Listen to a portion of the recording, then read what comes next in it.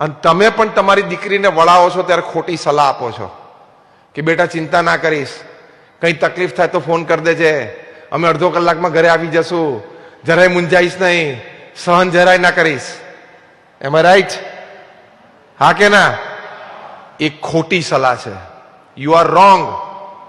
અમેરિકામાં American association of advocates AAA એના 700 વકીલોની 3 દિવસની બ્રેઇન સ્ટોર્મિંગ સેશનમાં બધા જ વકીલો ડિવોર્સ લોયર્સ હતા કે જે છૂટાછેડા કરાવે,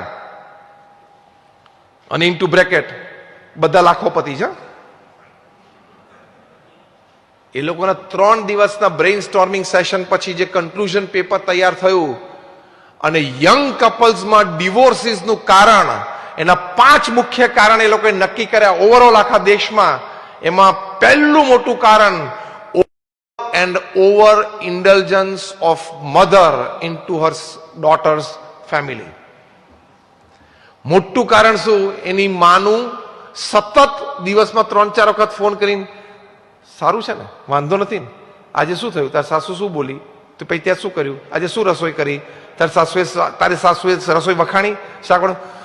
તું you are spoiling your daughter's life. આ લોકોએ તારણ કાઢ્યું કે વધારે પડતું તમે તમારા દીકરીને એકવાર વળાવી દીધી સાસરે, પછી એમાં સતત તમે રાખો સંપર્ક, એ તમારી દીકરીનું ભવિષ્ય બગાડે છે.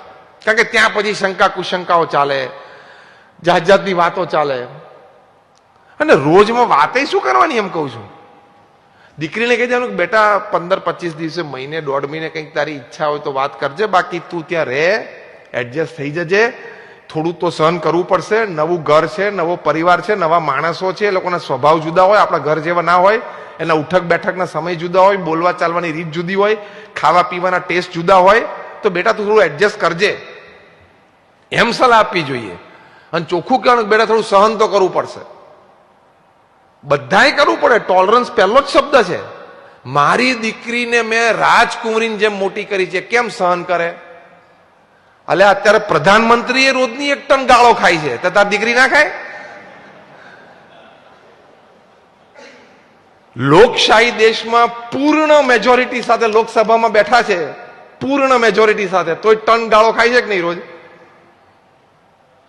તો એ સહન કરીને કામ કરે છે. એવું શીખવાડવાનું કે બેટા બોલવાના તો મળશે જ, તારે તારો એટીટ્યુડ સ્ટ્રોંગ રાખવાનો.